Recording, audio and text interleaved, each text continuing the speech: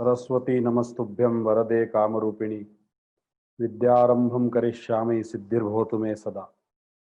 मूकं करोति वाचालं पंगुं लंघयते गिरिं यत्कृपातमहं वन्दे परमानन्दमाधवम्। गणेशप्रिया योगिराजा समर्था महातापसी पूर्णवाद प्रणेता तया पावना पूर्णिमा पूर्णचंद्रा नमस्कार माझा सद्गुरु रामचंद्र। बुद्धिदाता श्री गजानन परमपूजनीय डॉक्टर रामचंद्र महाराज पारनेरकर,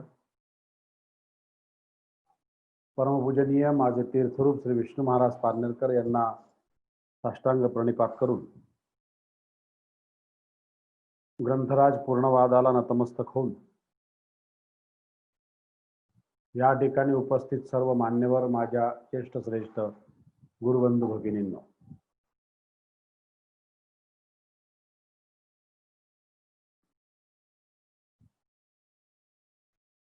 पूर्णवाद ग्रंथराजाच्या ह्या अभ्यासाला आपण पुन्हा एकदा पुढे नेण्याच्या भूमिकेतून विराजमान आहोत।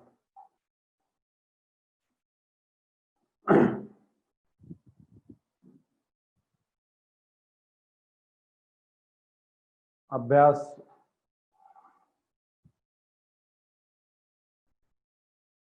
मांडण्याची ही एक नवी संधीच देवाने आपल्याला दिली आहे। मांडण्याचा म्हणण्यापेक्षा करण्याचा, मांडतो तो ज्याचा झालेला आहे, आपला अजून झाला नाहीये, माझा अजून झाला नाहीये, अजून मी अभ्यास करत आहे आणि म्हणून अभ्यास करण्याची ही संधी मला मिळाल्याबद्दल ईश्वराचे मी धन्यवाद या ठिकाणी व्यक्त करतो।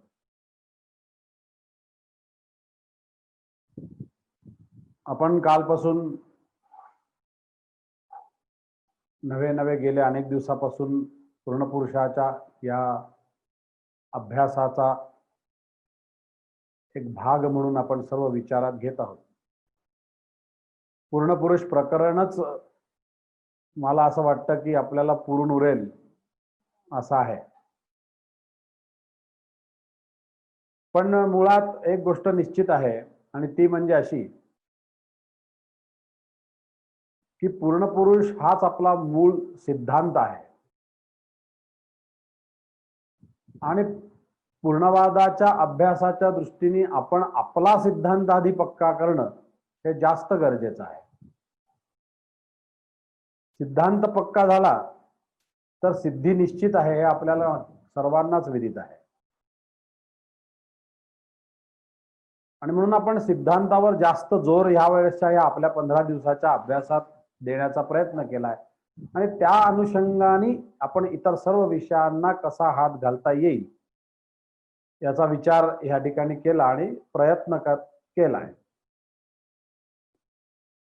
काल आपण प्रत्यक्षाचा अभ्यास करण्याचा प्रयत्न केला, देवता शास्त्राचा अभ्यास थोडासा केला, मंत्रशास्त्राचा आपण केला, काल देवत शास्त्राचा केला, सूर्याच्या उपासनेच्या माध्यमातून देवत शास्त्राचा आपण अभ्यास त्या ठिकाणी केला।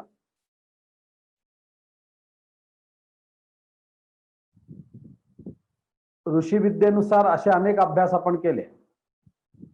एक आणखीन ऋषी विद्येत एक अभ्यास मोडतो,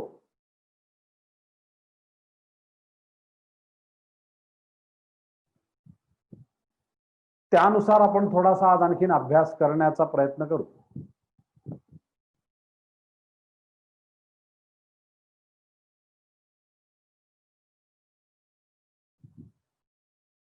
त्याला आपण योगाचा अभ्यास असं म्हणू शकतो। आपण पूर्णपुरुषाच्या अभ्यासाला प्रारंभ करताना ध्यानाचा विचार आपण केलेला आहे, ध्यानापासून सुरुवात केली। सहस्र शीर्षा पुरुषः सहस्राक्ष सहस्रपात सभूमिं विशतो वृत्वा अत्यतिष्ठत दशांगुलम हा ध्यान मंत्र आपण सुरुवात केली। मध्ये आपण पाहिलं की ते ध्यान योगानुगतानुपश्यन देवात्मशक्तीम स्वगुणैर्निगूढाम असा पुढचा अभ्यास स्वरूपाचा निश्चितीचा विचार करताना आपण केला किंवा त्याच्या शक्तीचा अभ्यास करताना आपण याचा विचार केला. या ध्यानाच्या अभ्यासात म्हणलं तर अनेक योग येतात.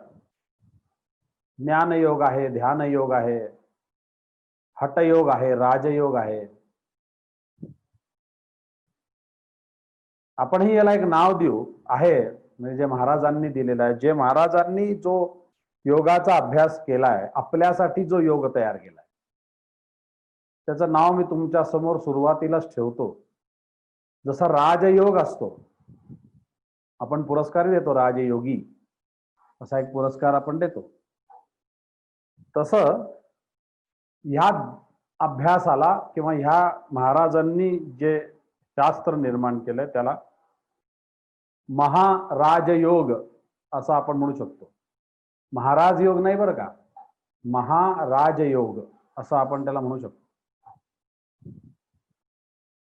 पण आपल्याला योग हा अभ्यास म्हणला सर्वात पहिले की आपल्याला जे कोणी आजच्या तारखेला आठवतं, पहिला कोणाचा जर आपल्या समोर येतो तो म्हणजे पातंजलीचा योग हा आपल्याला सर्वांना समोर येतो. योग या शब्दाचाही आपल्याला अर्थ पाहिजे. अनेक जागी योगाचे शब्द वेगवेगळ्या माध्यमातून आलेले आहेत, वेगवेगळ्या नावारूपाने आलेले आहेत. योगायोग वगैरे आपण असे अनेक प्रकार म्हणतो. जसे योगाचे प्रकारही खूप आहेत, ध्यान योग, हठयोग वगैरे, जसं मी तुम्हाला आता सांगितलं.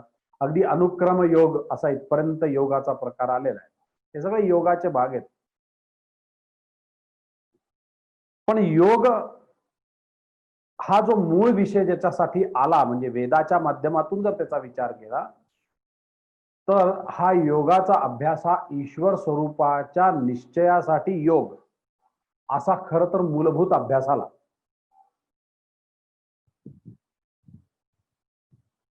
आपल्याला ईश्वर स्वरूपाचा निश्चय होतो,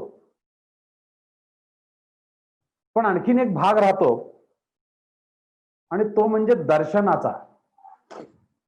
आपल्यासारख्याला, आपल्या सामान्य माणसाला असे वाटत असतं की आपल्याला कधीतरी ईश्वर दर्शन घडावं, पण आपण आपल्याला स्वतःला कमी लेखत असतो. मला कसं घडणार, माझी काय पात्रता आहे, वगैरे वगैरे वगैरे वगैरे, अशा अनेक गोष्टी माणसाच्या अंतःकरणात असतात.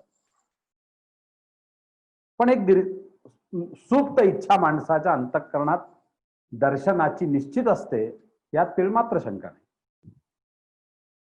आपण जसं काल प्रत्यक्ष विषय पाहिला, हा योगाचा जसा अभ्यास आपण करत आहोत, ह्या माध्यमातून सुद्धा प्रत्यक्ष देव, प्रत्यक्ष ईश्वराचा अभ्यास होऊ शकतो. देव सुद्धा प्रत्यक्ष आहे हे आपण काल पाहिलंय. पण जी प्रत्यक्ष वस्तू असते ती आपल्याला समोर असलेली वस्तू दिसेलच असं नाही. हा एक आणखीन आपल्याकडे एक अभ्यासाचा विषय आहे. आपल्या जवळ बाजूची वस्तू असली तरी पटकन दिसत नाही आपल्याला. आपण कधी कधी आपल्या मुलांना त्याच्या दृष्टीने म्हणतो, अरे समोर दिसलं नाही का तुला, समोर अजून दिसलं नाही तुला, पाहता नाही आलं, लक्षात नाही आलं, असं आपण मुलांना रागवू शकतो. पण आपल्याला दिसत नाही त्याचं कोण रागवणार, हा एक प्रश्न असतो. म्हणून महाराजांनी अभंगात लिहून ठेवलंय की पहायाचे नाही असोनिया डोळे, असं आपण पाहतो. महाराजांचा अभंग आपण पाहिला. आपल्याला साधं चित्र काढलं असलं तरी ते चित्र दिसतं. मी काल आपल्याला तुम्हाला एक शब्द सांगितला होता की दिसणं आणि पाहणं ह्याच्यामध्ये फरक आहे. आणि म्हणून पाहता आलं पाहिजे ना, ते चित्र काय रंगवलंय, त्याच्यावर काय, आपण मग त्याला मॉडर्न आर्ट म्हणून किंवा काहीतरी आर्ट म्हणून त्याला सोडून देतो, किंवा जाऊ दे आपल्या काही डोक्याच्या बाहेरचा आहे असा विचार करतो आणि आपण त्याला देतो सोडून. त्यामुळे आपल्याला काही पाहायला असं काही फार हे नाही. अगदी खरं सांगायचं तर गीतेत सुद्धा ज्या वेळेस त्याला स्वरूप दर्शन दाखवत होते श्रीकृष्ण भगवान, त्यावेळेस त्याला ज्ञानचक्षु दिले, चर्मचक्षु त्याचे होते, पण दिव्य चक्षु द्यायचा त्यांनी थांबवलं म्हणा, किंवा राहू दिलं म्हणा, किंवा नंतर देव विसरला म्हणा, काय भगवान विसरले असतील असं आपण म्हणू, किंवा थांबवलं असेल असं आपण म्हणूया. त्यामुळे श्रीकृष्ण भगवान जे काही अर्जुनाला सांगत होते ते नुसतं तो ऐकत होता आणि त्याला काही कळतच नव्हतं ना.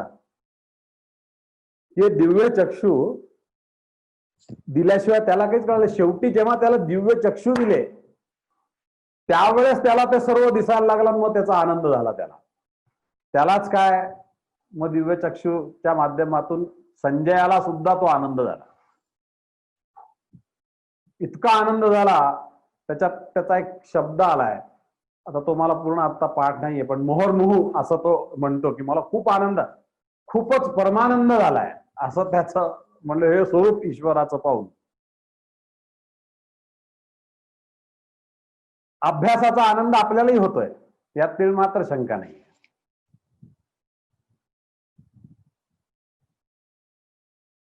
आपण आनंदाचा विषय बराच पाहिलाही आहे. 13 दिवस आपण गेले आनंद घेत आहोत. आता कोणाला झाला कोणाला नाही झाला हा स्वतंत्र विषय, पण आनंद झाला.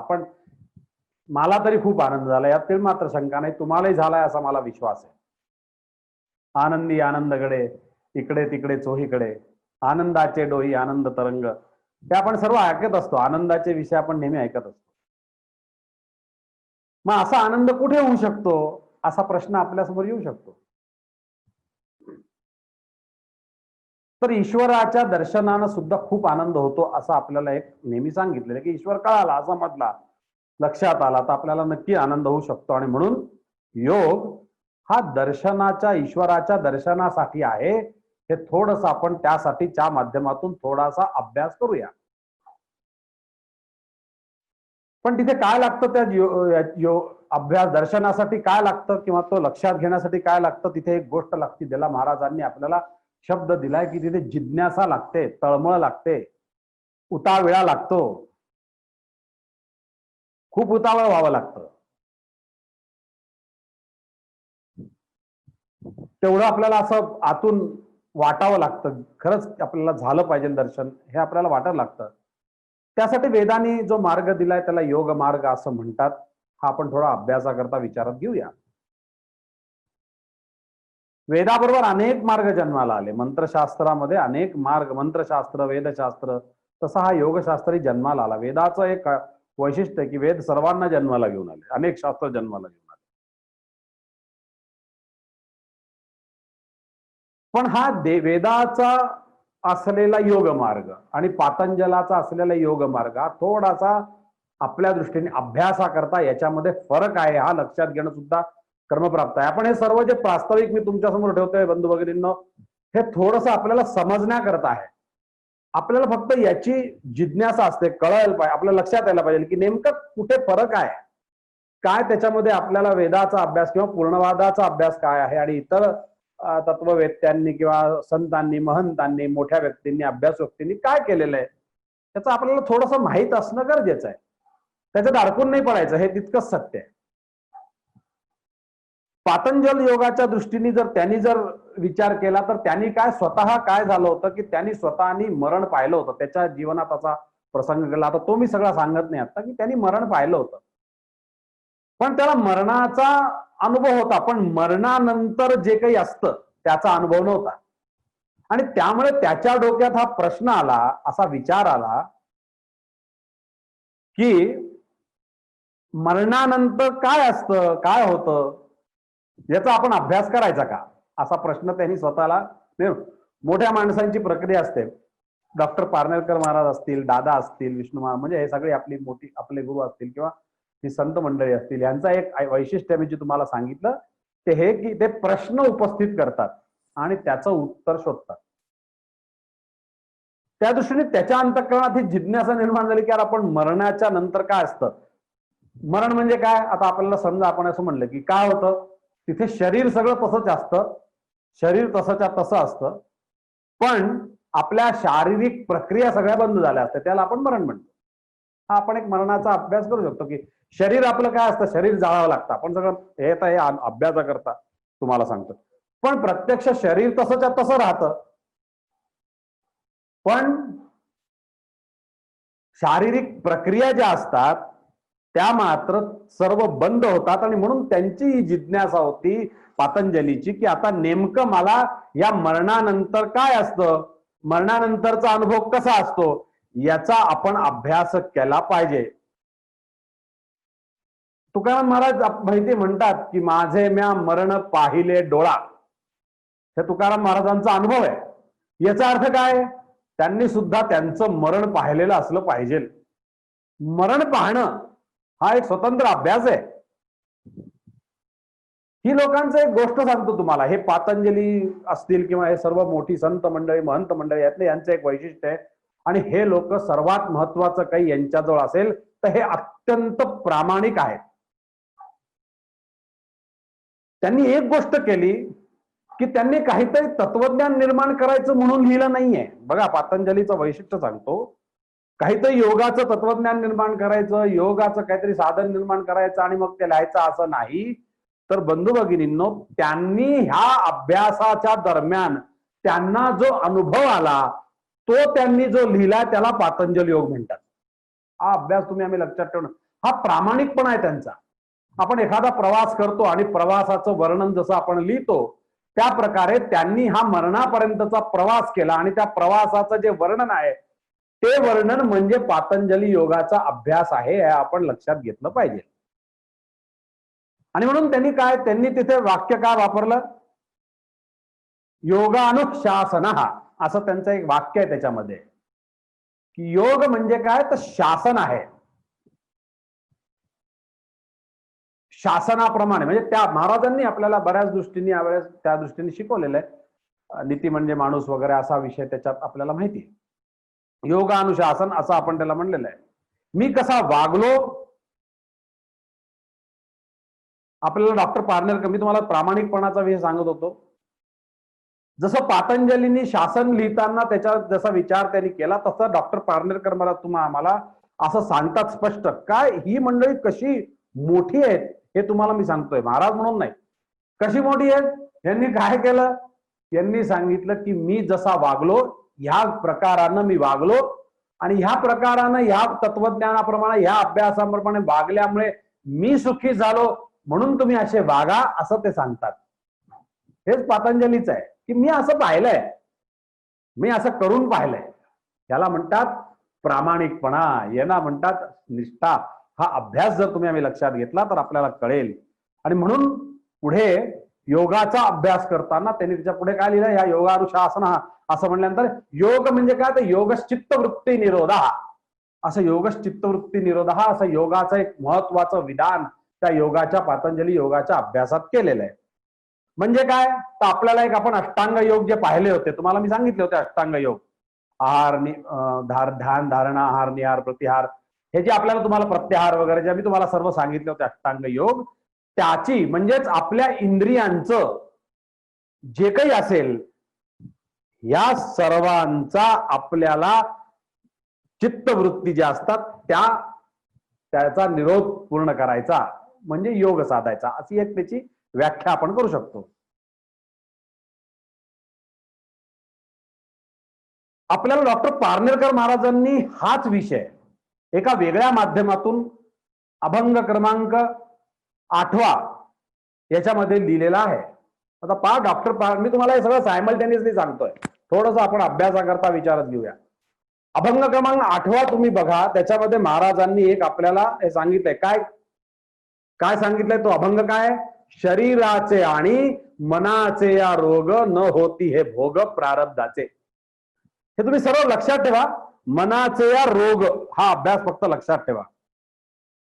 आता इथे तुम्ही अभ्यासात विचारात घ्या की मरण येऊ नये हे कोणाला वाटतं? शरीराला वाटतं का मनाला वाटतं? नाही, शरीराला तशी काही संवेदनाच नाहीये।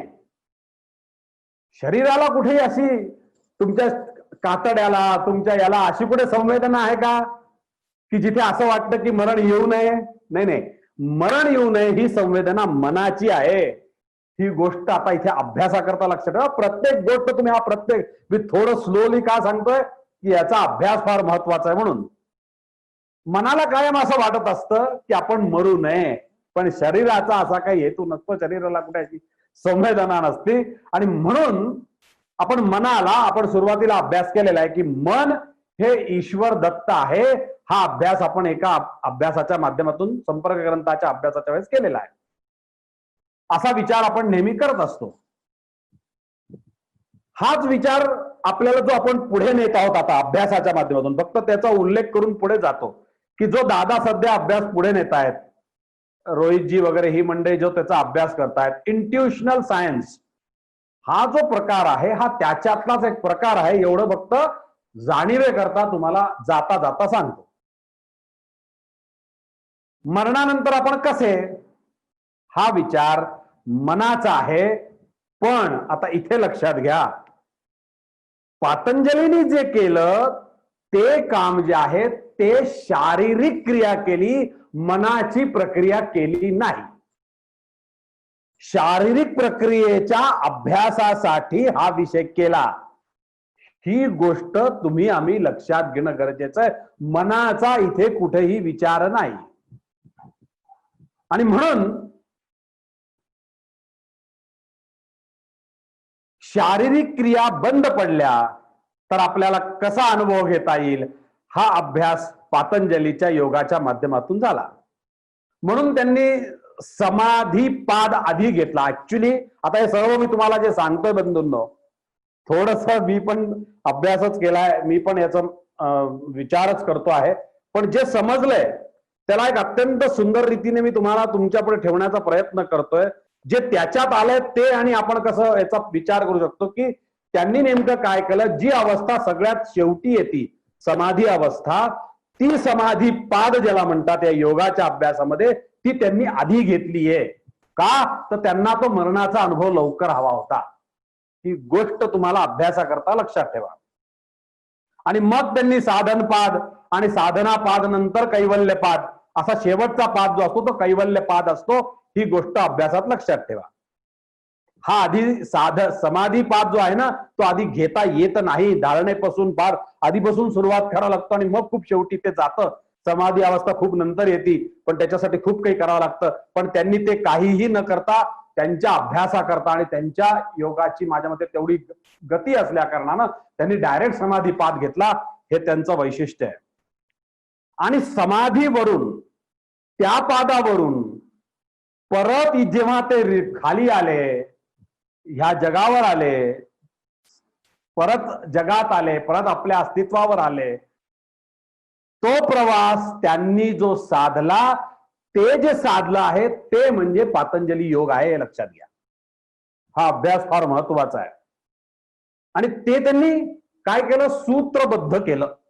कसा गेलो मी, कसा आलो, हे सूत्रबद्ध केलं. जसं डॉक्टर पारनेरकर महाराज परिचय ग्रंथ असेल किंवा कुठलाही ग्रंथ असेल सूत्रबद्ध लिहितात, तसंच पातंजलीने हे सूत्रबद्ध लिहून ठेवलं आणि तो पातंजली योग झाला. आणि म्हणून जो अनुभव आला तो पातंजली योग आहे, ही गोष्ट नेहमी लक्षात ठेवा. आणि म्हणून ह्या ग्रंथाला चुकूनही मानसशास्त्राचा ग्रंथ लक्षात घेऊ नका. हा शरीरशास्त्राचा ग्रंथ आहे. ही भूमिका तुम्ही आम्ही अभ्यासाकरता लक्षात घेणं फार गरजेचं आहे.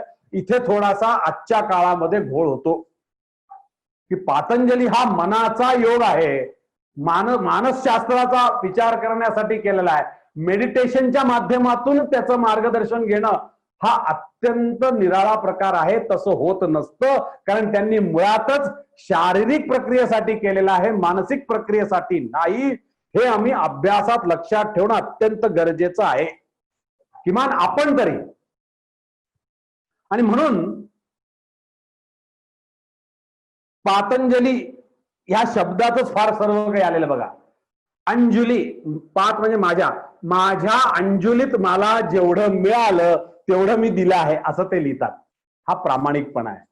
हे संतांचं प्रामाणिकत्व आहे की मला जेवढं मिळालं माझ्या अंजुलीत किती आलं, हे एवढा मी जो अभ्यास केला, हे सर्व जे माझ्या अंजुलीमध्ये आलं ते जे मी लिहिलंय ते ह्या योगाच्या अभ्यासात दिलं आहे, असं तिथे सांगतात. आणि म्हणून त्यांचा अभ्यास हा आमच्या दृष्टीने फार महत्वाचा आहे. आणि म्हणून त्यांची प्रामाणिकता हा आमच्या दृष्टीने खूप उपयोगाची आहे.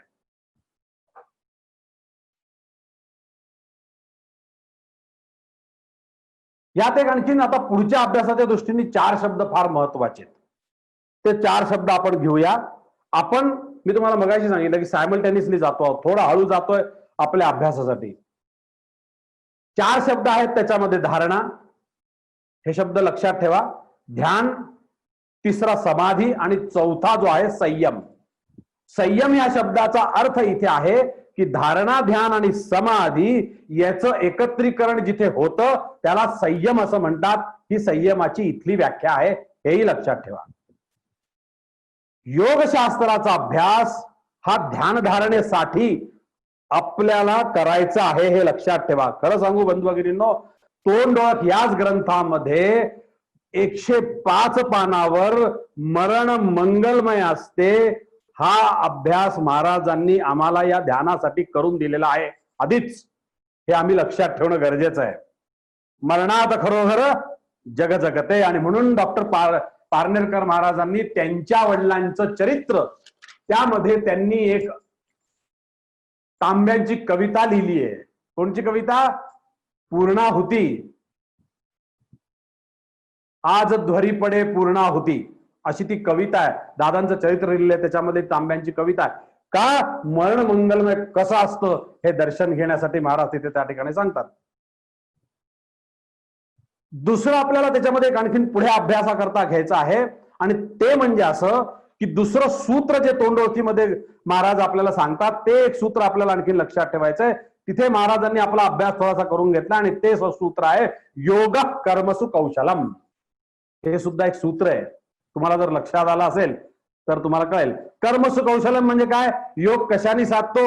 कर्मांनी साधतो. ही भूमिका म्हणजे काय आलं?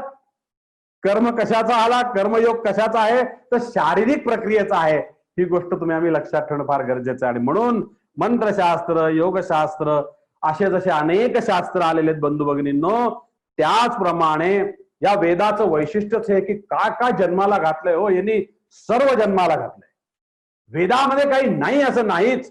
अगदी नैयायिक व्याकरण सुद्धा आपल्याला माहिती आहे. नैयायिक आपल्या इथे नैयायिकांची व्याख्या कुठे आली आहे तुम्हाला आठवते का? असं पटकन आठवलं पाहिजे आपल्याला. कुठे आलंय नैयायिक शब्द? हो, प्रल्हाद गुरूंच्या ज्या पत्नी होत्या म्हणजे दादांच्या ज्या आजी होत्या त्या नैयायिक वांबुरकर यांच्या मूल कन्या. हे आपल्याला आता आपल्याला पटकन तो शब्द आला पाहिजे. आपल्याकडे आणखीन एक नैयायिक होऊन गेले. कोण? आपल्याला लक्षात असलंच पाहिजे बंधू भगिनींनो. आणि ते नैयायिक म्हणजे नरसीचे नारायण स्वामी. यांना सुद्धा हे सुद्धा नैयायिक होते ज्यांना विज्ञान गणेशाचं दर्शन झालं. आता हे सर्व मी तुम्हाला नंतर सांगतो, आता नाहीये. पण वेदांनी कसं आपल्याला याच्यात आणून दिलेलं. मी तुम्हाला परवा शिक्षा सांगितली. पाणिनीचं व्याकरण शिक्षा, अथ शिक्षाम प्रवक्ष्यामि पाणिनीयम पतय्यताम, हे जसं सांगितलं तसं अनेक शास्त्र निर्माण केले. त्याच्यातलंच एक शास्त्र सुद्धा ज्योतिर्गणित पण हे शास्त्र आहे. पण ज्योतिर्गणित फल ज्योतिष नाही, ही गोष्ट लक्षात ठेवणं गरजेचं आहे. फल ज्योतिष निर्माण केलं नाहीये, वेदात नाही. वेदात जे ज्योतिष आलेलं आहे, अथ ज्योतिषामयनम कृष्णम, हे जे ज्योतिषामध्ये आलेलं आहे ते ज्योतिष फल ज्योतिष नसून ते ज्योतिर्गणित आहे. ही गोष्ट तुम्ही आम्ही लक्षात ठेवणं गरजेचं आहे. आणि म्हणून याला वेद आणि उपवेद, ज्याला खगोलशास्त्र असं म्हणतात, ते ज्योतिर्गणित वेदामध्ये आले. हे अभ्यासही आपल्याला लक्षात ठेवणं गरजेचं आहे. आणि म्हणून योगशास्त्रानं आपण ध्यान धारणेचा अभ्यास करायचा आहे, ही गोष्ट लक्षात घेते. आणि कशा करता करायचा आहे? आता इथे आपण थोडंसं एका मुद्द्यावर येऊ, आपल्या इष्टदेवतेच्या दर्शनासाठी. हा अभ्यास तुम्ही आम्ही लक्षात घेणं फार गरजेचं आहे. आपल्याला मरणानंतरचा विचार नाही करायचा आहे. आपण ह्याच्यात अडकून पडायचं नाही, आपल्याला त्याची गरज नाही. आपल्याला जगायचंय आणि जगताना आपल्याला जे मिळवायचंय त्यासाठी जर आपल्याला कुठे योग साधता येत असला तर त्याचा विचार करायचा आणि तो अभ्यास आपण कसा करू शकू याचं थोडंसं. कारण आमचे वेद आम्हाला मरायचा विषय शिकवत नाहीत, आमचे वेद आम्हाला जगायचा विषय शिकवतात. जीवेत शरदशतम, नंदाम शरदशतम, प्रभवाम शरदशतम, अजितास्याम शरदशतम, अशी वेदाची जर आज्ञा आहे तर मग आम्ही मरणाचा विचार कशाला करायचा? हा आमचा प्रश्न आहे, आमचं उत्तर आहे. आता हे प्रश्न आहे का उत्तर हे लक्षात घ्या. हे आमचं उत्तर आहे. कशाला विचार करायचा?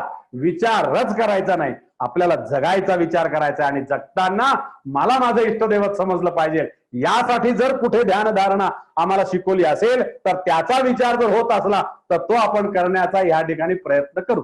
बघूया जाता येते का? बघूया. देवाची इच्छा, गुरुचे आशीर्वाद यावर शेवटी सर्व अवलंबून आहे. प्रयत्न आपल्या हातात आहे. पेरणे प्रयत्न पिकणे ही कृपा, यत्न नव्हे सोपा कृपे मिळ. आणि म्हणून एक गोष्ट आपल्याला जे पाहिजे ते हे आहे, आपल्याला काही जसं मरणाचं नकोय तसं आपल्याला आत्मदर्शन. तुम्हाला कोणाला आत्मदर्शन घ्यायची इच्छा आहे का? जास्त कोणाला काय इच्छा आहे? आत्मदर्शनाची इच्छा आहे का देव घ्यायची इच्छा आहे? देवदर्शन घ्यायची इच्छा आहे. आपला इष्टदेवत समजावा अशी इच्छा आहे. कोणची इच्छा आहे? माझं मत तरी असं आहे की आत्मदर्शन घेऊन काय होणार आहे? साधणार आहे काही नाही होणार आहे. देव कळाला, देवदर्शन आपल्याला निश्चितता त्या माध्यमातून जर आपली उपास्य देवता कळाली तर ते आपल्याला हवा आहे, यात मात्र शंका नाही. आणि म्हणूनच आपण ज्या पद्धतीने अभ्यास करणार आहोत तो अत्यंत निराळा आहे. कारण हा जो योग मार्ग जो यांनी सांगितलेला आहे ना तो फार कठीण आहे बाबांनो, फार कठीण आहे.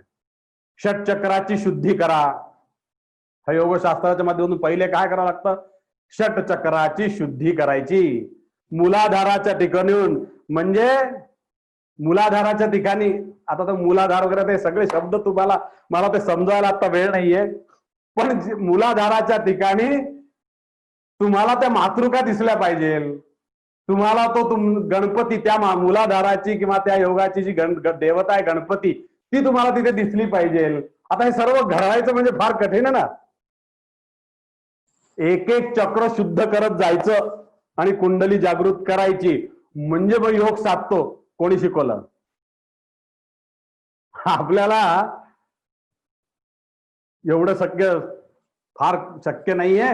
आपल्याला हे योग साधन फार कठीण आहे. पण आपल्याला याची थोडीशी माहिती, आपण हा काय करतो आता, योग म्हणजे आपण काय करतो? आपला प्राणवायू असतो. आपला प्राणवायू हा आपण कुठपर्यंत घेतो माहितीये? मॅक्झिमम किती घेतो? आपल्या इथून ते आपल्या फार तर 10 अंगुले एवढाच आपण आपला प्राणवायू घेतो. तो समाधी अवस्थेत किमान 20 अंगुले 30 अंगुले तो गेला पाहिजे, म्हणजे तो प्राणापासून अपानापर्यंत. आता हे सर्व योगाचे सगळे अभ्यास आहे, चिंतन आहे की प्राणापासून अपान. अपान म्हणजे आपलं ओटीपोट जे असतं ना, त्याच्यात इथे अपान वायू असतो. तो अपान वायूपर्यंत तो आपला प्राण, हे सगळं आपल्याला शिकवलंय. आपल्याला असतं हे सर्व. संध्येमध्ये वगैरे जे करतात त्यांना हे सगळं माहित, थोडस त्याच्यातली होऊ शकते. संध्या करणाऱ्यांचा थोडा 10च्या ऐवजी 15 अंगुल्यापर्यंत जाऊ शकतो. हे सर्व ते आहे, पण संध्या करणाऱ्यांसाठी आहे, हे मात्र सर्वांनी निश्चित घ्या. पण आपल्याला आपला 10 अंगुल जात नाही. आणि म्हणून तो प्राणवायू अपान वायूत घेऊन जायचा.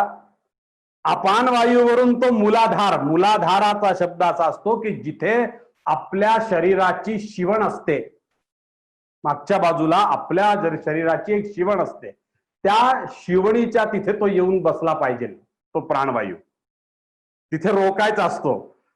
आणि आपला हा अपान वायू पण तिथून त्याला बरोबर घेऊन जायचा असतो. आणि मग तो तिथून घेऊन जेव्हा तो इकडून वरती घ्यायचा अपान वायू आणि प्राणवायू मागून आणायचा, हे सर्व साधायचं. त्याला मणक्यातून, आता मणके सगळं काही ना काही त्याच्यामध्ये तुम्हाला माहितीये, मणक्यात आता मेडिकली जर आपण त्याचा विचार केला तर त्या मणक्यामध्ये लिक्विड असतं.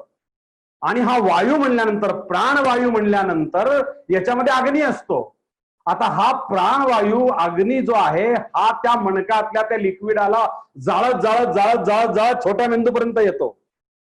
तो छोट्या मेंदूतून मोठ्या मेंदूपर्यंत येतो आणि मोठ्या मेंदूपर्यंत बसून तो इथे येतो. इथे ज्याला आल्यानंतर त्याला जे म्हणतात त्याला आज्ञाचक्र म्हणतात. आता हे लक्षात ठेवा. हे फक्त लक्षात ठेवण्यासाठी आहे, करण्यासाठी नाही. करू शकत नाही, फार कठीण आहे. आपल्याला ते साधायचं नाही, आपल्याला तिथपर्यंत जायचं नाही. पण अभ्यास आपण कसे, आपल्याला काय दिलंय आणि काय करावं लागतंय ह्याचा फक्त अभ्यास होण्यासाठी तुम्हाला या सगळ्या गोष्टी तिथे कळतो. आणि मग इथे जो अपान वायू, आपला दोन्ही वायूंचा संगम जर ह्या ठिकाणी झाला तर त्या मातृका दिसतात असं म्हणतात. मग तिथे तो गणपती, म्हणजे तिथे ती इष्टदेवती देवता आपल्याला दिसते. असं ह्या ध्यानाचं हे आपल्याला मिळणं. आणि मग हे आपल्याला शक्य आहे का?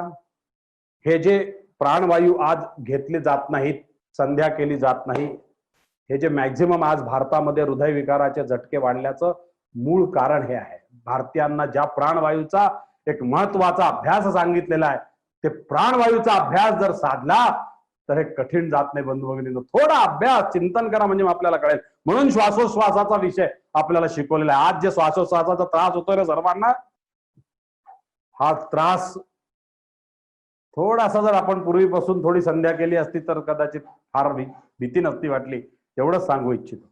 आणि म्हणून फार कठीण असतं. त्या आता तिथे जिथे तो प्राणवायू तो मुलाधाराच्या तिथे अडकायचा असतो ना, तिथे सुद्धा त्याला असं आपण पाय उक्कड कसे बसतो, उक्कड तसा आपल्या पायाची टाच लावून तिथे बसावं लागतं आणि तो प्राणवायू त्या टाचीने बंद करावा लागतो अपान वायू वरती चढेपर्यंत. आणि मग ते दोन्ही एकत्र आणून त्याला फिरवून आणायचं आणि त्या इथे आणायचं आणि आज्ञाचक्रात जायचं. बापरे, आणि इतका मोठा हा योग कसा साधायचा आणि कसा व्हायचा, हा योगशास्त्र फार कठीण आहे. पण हे योगशास्त्राचं आपल्याला माहिती पाहिजे. पण वेदातले योगशास्त्र हाही अभ्यास आपल्या दृष्टीने अत्यंत निराळा आहे. मग ती कुंडली जागृत होतात. आपल्या याच्यात केल्यात, बऱ्याच जणांच्या कुंडली जागृत केल्यात वगैरे वगैरे. हेही महाराजांनी आपल्याकडे करून घेतलंय, नाही असं नाही, आपल्या गुरुनी काही केलं नाही असं नाही. योगशास्त्राप्रमाणेच संगीत शास्त्र सुद्धा वेदातून जन्माला आलंय. हा सुद्धा एक भाग तुमच्यासाठी थोडासा जाता जाता, जसं योगा माध्यमातून प्राणवायूच्या माध्यमातूनच योग साधतो की नाही, तसंच संगीतात सुद्धा काय लागतं, सर्वात जास्त जर का काही लागत असेल तर तो प्राणच लागतो. तुमची जेवढी ताकद असेल तेवढं तुम्ही गाऊ शकता, तुम्ही जेवढा दम भरू शकता तेवढं गाऊ शकता. तुम्हाला जेवढ्या जास्त ताना घेता येतील त्या प्राणवायूचा खेळवत खेळवत जर तुम्ही ताना घेतल्या, त्या ताना विशिष्ट पद्धतीने घेऊ शकला त्या प्राणवायूच्या माध्यमातून, तर तुमचं संगीत परिपूर्ण होतं. हा सुद्धा शास्त्राचाच अभ्यास आहे. मग यालाही प्राणवायूच लागतो. मग जिथे प्राणवायू आहे तिथे वेद आहे, ही गोष्ट नेहमी लक्षात ठेवा. म्हणून या सर्व गोष्टीचा अभ्यास हा आनंद आहे. आपण पाहिला आनंदाचा विषय पाहिला, अन्न, प्राण, मन, विज्ञान. पण प्राणापेक्षा सुद्धा हे सर्व आनंद ब्रह्म काय आहे याचा अभ्यास आपल्याला सर्व शिकवलेला आहे. पण या सर्वापेक्षा आपल्याला, ह्या अभ्यासापेक्षा आपल्याला जे सर्वात महत्वाचं आहे तो केवळ कैवल्यपाद आहे. कैवल्यपाद म्हणजे ईश्वर दर्शनापर्यंत जायचं. आता हा अभ्यास थोडासा मी मधला तुम्हाला मुद्दामून थोडासा बाजूला ठेवतो, खूप अभ्यास आहे याच्यामध्ये, पण आपल्याला तो करण्याची गरज नाही. मी फक्त तुम्हाला एक त्याचं प्रास्ताविक करून दिलं, इथे एक सांगून ठेवलं की या पद्धतीने जर आपण गेलो तर आपल्याला त्याचं किती काठिण्य आहे हे लक्षात यावं, एवढाच माझा त्याच्या मागचा हेतू आहे. पण आपल्याला ध्यानधारणा आहे आणि आपल्याला कैवल्यपादापर्यंत जाता येतं. आणि कैवल्यपाद हे ईश्वराच्या स्वरूपासाठी, दर्शनासाठी अत्यंत आवश्यक आहे आणि ते सर्वांना साधता येतं हे आपण निश्चितपणे पाहू शकतो. आपल्याला ही प्रक्रिया शिकवली आहे महाराजांनी, तुम्हाला आमच्याकडून करून घेतली आहे. असे काही मंडळी आहेत ज्यांच्यावर हा अनुभव सुद्धा झालेला आहे. आता तुम्हाला त्यांची उदाहरणं देतो. दादासाहेब देशपांड्यांना रामाचं दर्शन झालं, नारायण स्वामींना विज्ञान गणेशाचं दर्शन झालं, अगदी आजकालच्या काळामध्ये प्राध्यापक विपू आपट्यांना श्रीकृष्णाचं दर्शन झालं. हे सर्व झालं जे आहे ना, ते ह्या ह्या योगानं झालेलं नाहीये, ह्या योग मार्गाने झालेलं नाहीये. महाराजांनी जी ध्यान धारणा शिकवली आहे त्या ध्यान धारणेनं झालेला आहे. हा अभ्यास लक्षात घ्या, म्हणजे आपल्याला पुढे कसं जायचं ते कळेल. पण आपल्याला इथे असं वाटतं की हा ठीक आहे, आता महाराजांचं मोठेपण गाण्यासाठी कदाचित या दंतकथा असू शकतात, होऊ शकतं. आपण त्याचा फार गांभीर्याने विचार करणारे महाराज नाहीये. आणि म्हणून त्यापेक्षा महाराजांनी आपल्याला जे शास्त्र शिकवलं ना, एक आणखीन शास्त्र आहे, ते शास्त्र सुद्धा आपल्या दृष्टीने फार अभ्यासाचं आहे. त्याचा आपण या ठिकाणी विचार करू. हे सर्व षटशास्त्र ज्याला म्हणतात, याला काय म्हणतात, षटशास्त्र. या षटशास्त्रांचा ज्याला म्हणतात एकत्रीकरण करून, त्याला एक सम्मिलित करून जे शास्त्र निर्माण केलं, या सर्व शास्त्रांना एकत्रित करून संपुटित करून जे शास्त्र निर्माण केलं त्याला उपासना शास्त्र म्हणतात. आता इथे आपला खरा अभ्यास प्रारंभ होतो. हे सर्व जे आहे ना, मी तुम्हाला फक्त का सांगितलं की असे अनेक शास्त्र आहेत. तसा योगशास्त्राचा विचार सुद्धा महाराजांनी सर्व केला. पातंजलीचा योगशास्त्र सुद्धा महाराजांनी अभ्यास केला. पण त्यात त्यांना लक्षात आलं की हे सामान्यांचा विषय नाही, सामान्यांकरता काय करता येईल. त्यांनी हे सर्व षटशास्त्र एकत्र केले. दैवशास्त्र, मंत्रशास्त्र, योगशास्त्र, ध्यान, सर्व सर्व सर्व शास्त्र एकत्र केले आणि हे षटशास्त्रांचा एक रूप करून जे शास्त्र निर्माण केलं त्याला डॉक्टर पारनेरकर महाराजांचं उपासना शास्त्र म्हणतात. ही गोष्ट लक्षात घ्या. म्हणून ते संध्या वगैरे करा वगैरे हे जे आपल्याला सुरुवातीला सांगायचे ते याच्यासाठी सांगायचे. आणि याच्यामध्ये आपल्याला काही सिद्ध मंत्र देतात. आता काही सिद्ध मंत्र असतात, जसं सिद्ध पुरुष असतो तसे सिद्ध मंत्रही असतात. सिद्ध या शब्दाची व्याख्या काय आहे, तुम्हाला सर्वांना ती आता पाठ असली पाहिजे. ही सिद्ध म्हणली मागे मी परवाच तुम्हाला ही व्याख्या परवाच्या अभ्यास वर्गात एका अभ्यास वर्गात सांगितली. सिद्ध म्हणजे कोण? जो देवाला ओळखतो, ज्यांनी देव पाहिला आहे आणि ज्याच्यावर देवाची नुसता पाहिला आहे ओळखतो नाही, तर ज्याच्यावर देवाची नित्य कृपा आहे त्याला सिद्ध असं म्हणतात. ही सिद्धाची व्याख्या आपण पाहिलेली आहे. कसं सिद्ध केलेलं जे आहे, जे मंत्र आहेत तेच मंत्र आपल्याला देतात आणि तसाच आपल्या उपासना शास्त्राचा अर्थ आहे. ही गोष्ट तुम्ही लक्षात घेणं अत्यंत गरजेचं आहे.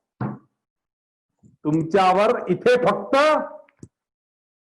आपल्याला काय करायचं असतं, मग आपल्याला तो कसा दिलेला आहे, इथे फक्त आपण देव पाहण्यापेक्षा महाराजांचा जो ह्या शास्त्र देण्याच्या मागे देव पाहण्यापेक्षा देवाला देवाची कृपा होणं हे जास्त अपेक्षित आहे असं त्यांचं म्हणणं आहे. पण याच्यातून देवदर्शन होऊ शकतं असं हे शास्त्र महाराजांनी निवडलेलं आहे. मग आता हे कसं, याचा आपण थोडासा चिंतनात्मक भाग करू, अभ्यास करू. जो मी केलाय तो मी तुमच्यासमोर मांडतोय. आपल्याला ध्यान मंत्र दिला. कोणता ध्यान मंत्र दिला? सहस्र शीर्षा पुरुषा सहस्राक्ष सहस्रपात सबुमिम विशुद्धो वृत्वा त्यातिष्ठ दिशांगुलम. आणि एक आणखीन मंत्र दिला, क्षमा मंत्र त्याला म्हणतात. आवाहनं न जानामी तवार्चनम पूजांचैव न जानामी क्षम्यताम परमेश्वर.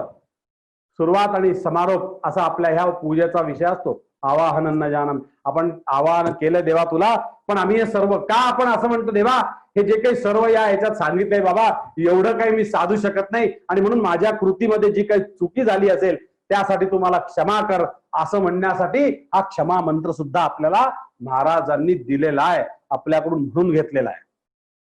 आणि म्हणून हे सर्व म्हणायचं कारण हा आपला अभ्यास कशासाठी आहे, तर आपल्याला उपासना शास्त्र सहजपणे कळावं म्हणून.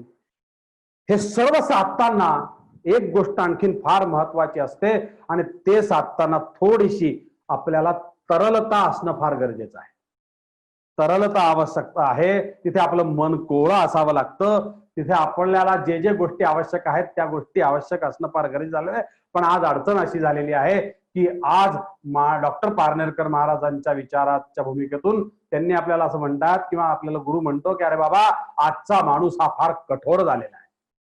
आजच्या माणसाला तेवढं तरलता राहिलेली नाहीये, त्याचं कवळे पण तेवढं त्याच्याजवळ राहिलेलं नाहीये, त्याच्याजवळ तेवढा कोवळा पण मन राहिलेलं नाहीये.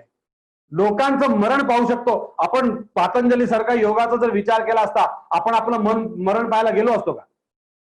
नको नको म्हणलं असतो बाबा बरे काही त्याच्यापेक्षा ह्या सगळ्यापेक्षा आपण आपलं आहे तेच बरं, जेव्हा केव्हा येईल तेव्हा बघू. त्याच्यासाठी खूप देवाला आवाहन करायला इतकं कोवळं मन लागतं, मन लागतं. अरे म्हणून आपल्याला मन आपल्या दृष्टीने विचार करता मन कोवळं कसं होईल याचा विचार केलाय आपण. मोरोपंतांच्या आर्यात पाहिलेलं आहे. आपण ती आर्या म्हणतो, दादा आपल्या करता ती आर्या नेहमी म्हणतात, खूप सुंदर म्हणतात.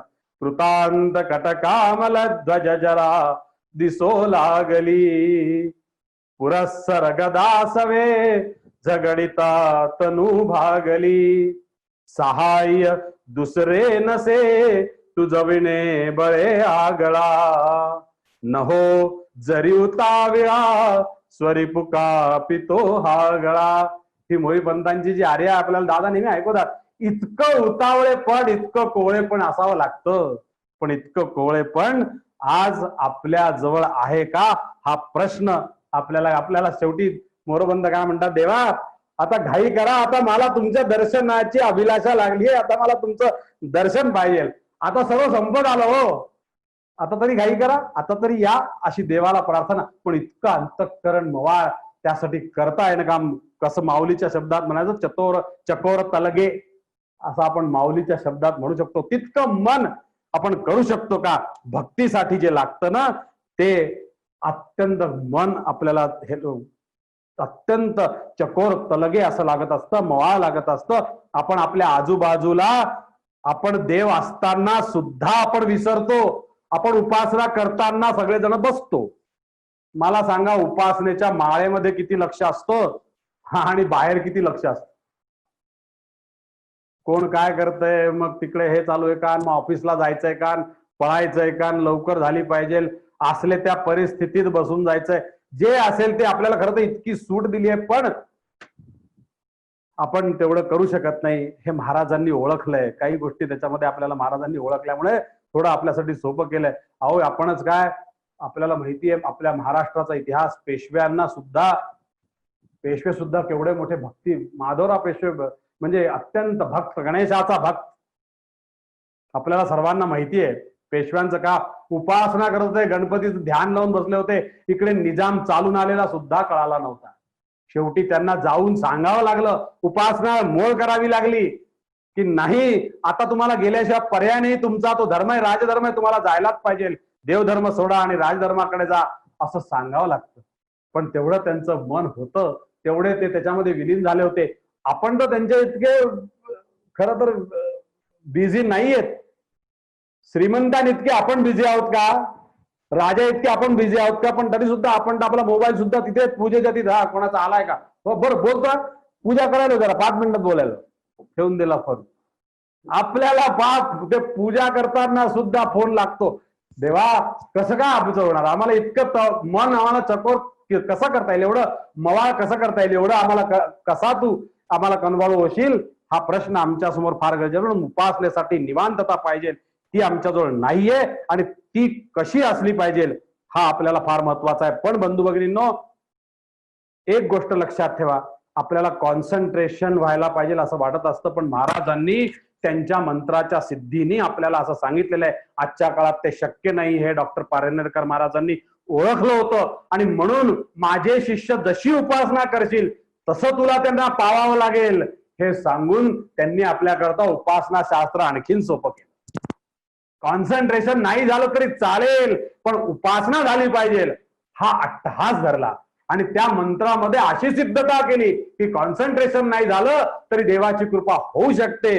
हे करणारे डॉक्टर पारनेरकर महाराज आपल्याला गुरु म्हणून लाभले, हे केवढं मोठं भाग्य आमचं, त्यात तिळमात्र शंका नाही. थोडा अभ्यासाकरता आपण याचा विचार करू आणि म्हणून ह्या ध्यानाचा उपयोग जो आपण करायचा आहे ना, तुम्हाला जो विषय ध्यानाचं वैशिष्ट्यच असं आहे, हा ध्यानाचा अभ्यासच त्याच्यासाठी करायचा केलाय आपल्याला. की काय केलाय, काल मी तुम्हाला सांगितलं की ध्यानाचं कसं आहे की जो विषय जे तुम्हाला अपेक्षित असेल ते तुम्ही समोर ध्यानामध्ये आणू शकता. तुम्हाला तुमची इष्टदेवता पाहिजे, तुम्ही त्याची धारणा करा, धारणेत त्याला बसवा, सांगा इष्टदेवतेला, गणपतीची आपल्याला पाहिजे, मारुती पाहिजे, त्याला बोलवा, धारणेमध्ये घ्या. धारणा तुमची एकदा पक्की झाली की बस आता फक्त देवाच्या संदर्भात आपण आहोत, आता दुसरं काही नाही, असं तुमचं लागल्याबरोबर मग लावा ध्यान. बघा तुम्ही तुमची मग बाजूला काही नाहीये असं थोडा विचार करा, थोडस त्या पद्धतीने आपलं मन मवाळ करा, लक्षात घ्या, मग तुम्हाला पाहिजे तो देव. अहो आपल्याला जो पाहिजे तो अगदी कुठलाही देव आपण आणू शकतो, फक्त त्याच्यासाठी ध्यान. देवाला सुद्धा बोलवायला ध्यानाने त्याला बोलवावं लागतं, पाचारण करावं लागतं. एकदा आपण तयार झालो, एकदा आपलं ध्यान लागलं, आपण आपली धारणा केली की आता आपल्याला या देवाची धारणा करायची, आपल्याला ह्या वस्तूची धारणा करायची, आणि मग त्याचं ध्यान लावलं की मग देवाला म्हणायचं, देवा बस आता मी तयार झालोय, आता तुम्ही या. मग देवहूर मनुर्यज्ञनीर बृहस्पतिरुक्ता मदारे सकुशिषद विश्वे देवा सूक्त वाच पृथ्वी मातर मामा हिगुसीर मधुमनिष्ये मधुजनिष्ये मधुवक्ष्यामि मधुवदिष्यामि मधुमतीम देवेभ्यो वाचमुद्या सकुशुश्रूषेण्या मनुष्येभ्यस्तम मा देवा अवंतु शोभायै पितरोनुमदन्तु. ही इडा देव जी आहे ती आव्हाना करता असं म्हणले लगेच मनूचा यज्ञ चाललाय आणि इडा तेव्हा बोलवती आणि काय म्हणतीये ती, आपण काय म्हणायचंय आता, हा काही हाच मंत्र म्हणायला पाहिजे असं नाही, पण तेव्हा आता मी तयार आहे, मी मनाने मोकळा झालेलो आहे, मी चांगला विचारच करीन, मी मधूच बोलीन, मी गोडच बोलीन, मधुवश्या मधुवदिश्या मी मधुमतीम देवेभ्यो वाचमुद्या सकुशुश्रूषेण्याम, मी मधु मधु मधु असंच करीन, सर्व चांगलं करीन, देवा तुम्ही या, असं त्या देवाला प्रार्थना करायची. त्याला आपण ध्यानात आणायचं, बोलवायचं आणि सांगायचं या आता तुम्हाला बोलवलंय तेव्हा, पण देवा आता आलंय का तुम्ही, मग त्याला आसन द्यायचंय, आपलं उपासन आणि त्याला आसन. मग आल्यावर त्याला देवाला आसनावर विराजमान केल्यावर त्याला म्हणायचं, देवा आले का तुम्ही, कसे आहात तुम्ही. आपण असं विचारू शकतो का त्याला इतक्या मवाळपणाने, देवा तुम्ही कसे आहात हो. नाही, तुम्ही कसे आहात सांगू? मला माहितीये तुम्ही कसे आहात. तुम्ही असे आहात, सहस्र शीर्षा पुरुष सहस्राक्ष सहस्रपाद सबूमि मिशतो ऋत्वा अत्यतिष्ठत् दशांगुलम त्वमेव केवलम कर्तासि त्वमेव केवलम धर्तासि त्वमेव केवलम हर्तासि त्वमेव सर्वं खविदं ब्रह्मासि त्वं साक्षादात्मासि नित्यम ऋतम वच्मि सत्यम वच्मि अवत्वम माम अवक्तारम अवधोतारम. हे सर्व आपण म्हणतो. जसं काल मी तुम्हाला सविता पश्चातात सविता पुरस्तात सवितोत्तरातात हे जसं काल सूर्याच्या याच्या सांगितलं तसं आपण त्याला अरे तुम्हीच आहात, आता तुमच्याशिवाय काही नाही, हे जर आपण त्याला ध्यानात बोलून त्याला जर असं प्रार्थना केली, देवा आता तुम्हीच आणि तुम्ही असे आहात माझ्यासाठी, तुम्ही असे आहात, आता फक्त काय पाहिजे मग. आणि मग तो येऊन बसला आणि मग त्याच्यावर आपल्याला अभिषेक पूजा जे काही आपल्याला करायचं आहे त्याच्याबद्दलचा जो उपचार करायचा आहे तो आपण उपचार करून आपल्याला मग उपासना करायची आहे. तिथे काय करायचंय, ज्या काही तुम्हाला माळा दिल्या असतील त्या माळा तुम्ही तिथे करायच्या. एकदा का तुम्ही देवाचं असं ध्यान धरलं, देवाला असं बोललात, देव येऊन बसला, देवाला सांगितलं की मग तुम्ही देवाची तुमची जी उपासना दिली आहे ती उपासना निश्चितप्रमाणे, आणि मग ती उपासना झाल्यानंतर जे आहे त्याला कैवल्यपाद म्हणतात. आणि मग पांडुरंगाला मन वाहो पांडुरंगा, ते गाणं तुम्ही ऐकलेलं आहे. आता पांडुरंगा आता तुम्ही या, आता मला तुमच्याशिवाय काही नाही, तुम्हीच दिसत आहात, प्रत्यक्ष रूपाने तुम्ही समोर या, समोर उभे राहा आणि मला तुमची पूजा करू द्या, मला तुमचं सर्वस्व मला तुम्हाला अर्पण करू द्या. देवा असा तू जर आलास ना, आणि असा देव येतो याची खात्री तुम्हाला आपल्याला ह्या ठिकाणी निश्चितपणे करू शकतो. म्हणून त्याला कैवल्यपाद म्हणतात. देवा मला माहितीये बाबा मी काही त्या अर्थाने योगी नाही आहे, पण मी देवा हे जे केलंय ना हा माझा ध्यान योग आहे, हा तुम्ही स्वीकारा, हे माझं ध्यान आहे, मी अशा पद्धतीने ध्यान केलंय, ह्या नव्या काळाप्रमाणे मी माझं असं ध्यान केलंय, आता तुम्ही मला पावा, अशी त्याला आपण प्रार्थना करू शकतो. आणि मग नंतर काय होते तेव्हा तिथे म्हणलं आहे की ईशावास्यमिदं सर्वं यत्किंचित जगत्याम जगत तेन त्यक्तेन भुंजिता मा वृदक कस्य सिद्धरम.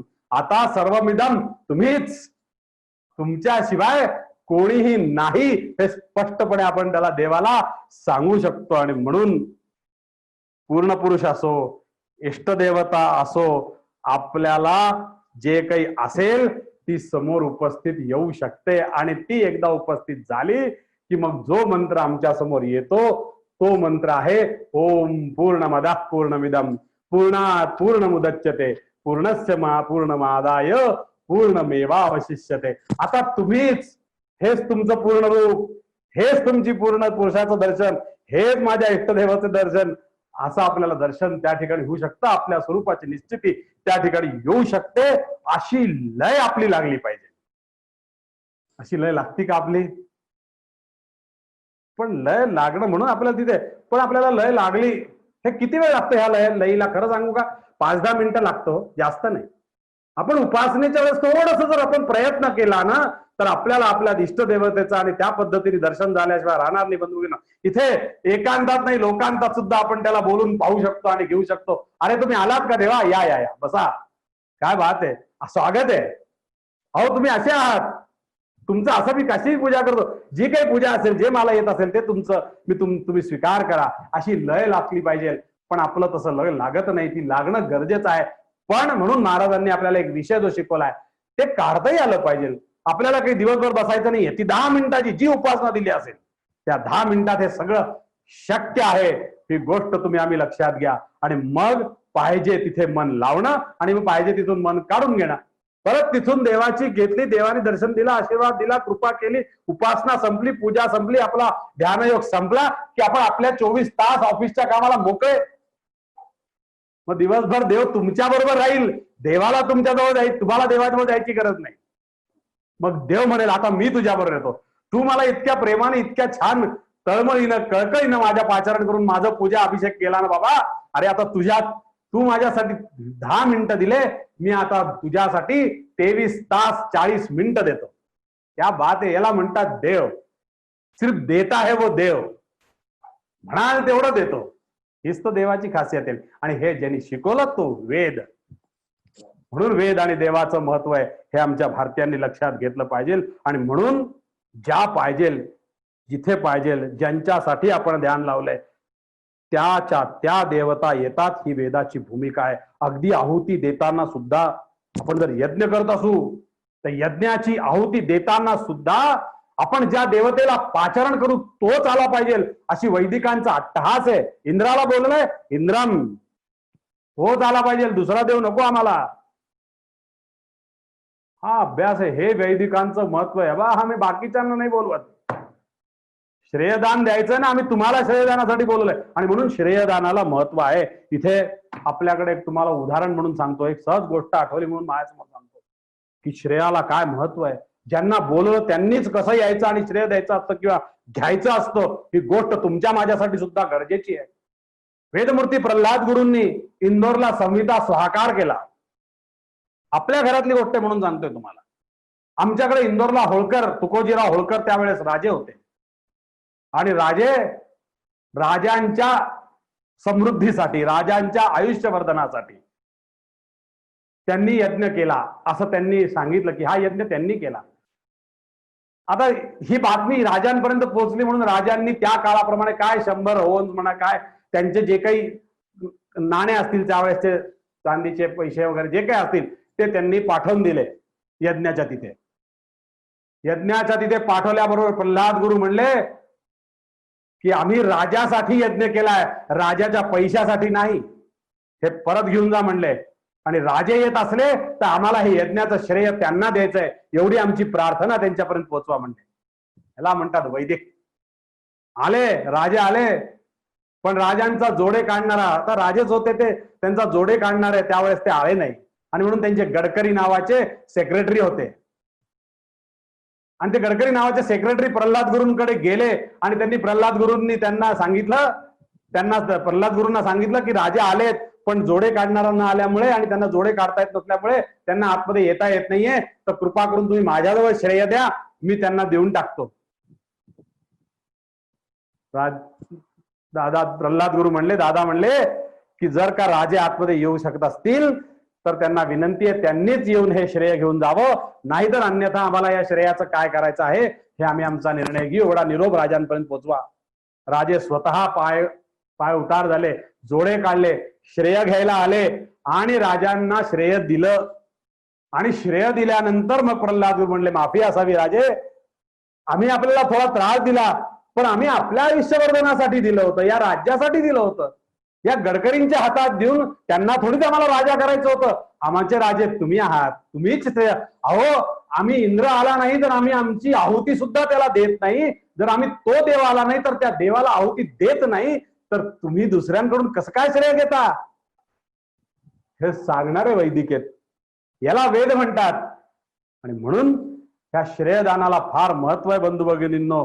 ह्या श्रेयाचा विषय जो आहे ना, हा श्रेयाचा विषय समाप्तीचा असतो आणि सुरुवातीचा श्रद्धेचा विषय असतो. श्रद्धेपासून सुरू झालेला विषय श्रेयाला जिथे संपतो तो वेदाचा अभ्यास. ही गोष्ट लक्षात ठेवा. श्रद्धेनं सुरुवात करायची आणि श्रेयानं पूर्तता करायची.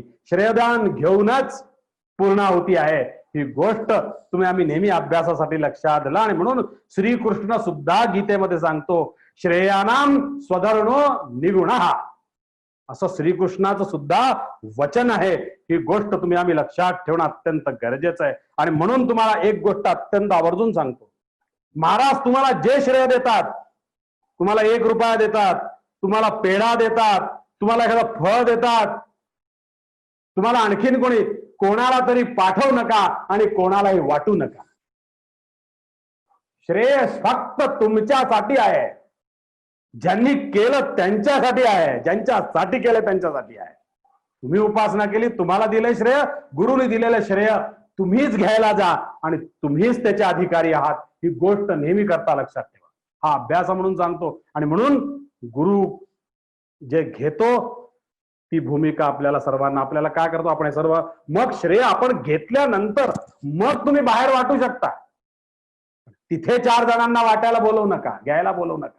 ते तुम्हीच जायला पाहिजे, ही गोष्ट नेहमी करता लक्षात ठेवा. घेतलेलं श्रेय वाटता येतं. हा, आपणच आपल्यासाठी केलं असलं, आपण यज्ञ केला असता, मग आपण वाटू शकतो कोणाला. पण जर गुरुनी दिलेलं असलं की असं कोणासाठी केलं असलं तर त्याचा अधिकारी आपणच आहोत, ही गोष्ट आपल्या लक्षात ठेवा. आणि असं श्रेय मिळालं की जे प्राप्त होतं त्याला जीवनाची सार्थकता म्हणतात. आणि ही जीवनाची सार्थकता म्हणजेच जीवनात याची देही याची दुआ प्राप्त झालेला मोक्ष आहे, हे पूर्णवाद सांगतं. आणि इथेच पूर्ण पुरुष प्रकरणाची पूर्णाहुती होते असं मला वाटतं. ती आपण स्वीकारावी, तो विचार घ्यावा आणि तसा श्रेय आमच्या पदरात आम्हाला घेता यावं. अभ्यासाचं श्रेय सुद्धा आम्ही देवाला प्रार्थना करतो, देवा अभ्यास आम्ही तुझ्यासाठी करतोय, आमच्या राजासाठी करतोय. हा जो आमचा वाघ यज्ञ आहे ना 15 दिवस, आमच्या राजाला दीर्घायु आरोग्य लाभण्यासाठी आहे. आमचा हा वाघ यज्ञ, तू आम्हाला येऊन श्रेय दे आणि आम्ही ते राजाच्या पदरात घालू. का? त्याची समृद्धी व्हावी. तो समृद्ध तर आम्ही समृद्ध, त्याचं आयुष्यवर्धन तर आमचं आयुष्यवर्धन. हीच मागणी आपण आज या पूर्णाहुतीच्या ह्या निमित्तानं, ह्या अभ्यासाच्या पूर्ण पुरुषाच्या चरणी आपण या ठिकाणी मागू. या ठिकाणी सद्गुरु चरणी प्रार्थना करू. जो अभ्यास माझ्या दृष्टीने योग आणि पूर्णवादाचा ध्यान या माध्यमातून माझ्या समोर मला अभ्यास करता आला, लक्षात आला, तो मी पूर्ण पुरुषाच्या या अभ्यासाच्या दृष्टीने मांडलाय. त्याच्यात जे काही चूक असेल ते सर्वतोपरी माझं आहे, जे योग्य असेल ते केवळ दादांचं आहे, यात तीळ मात्र शंका नाही. तेव्हा त्यांच्या चरणावर हे शब्द ठेवून मी विराम देतो. जय पूर्णवाद, जय पूर्णवाद.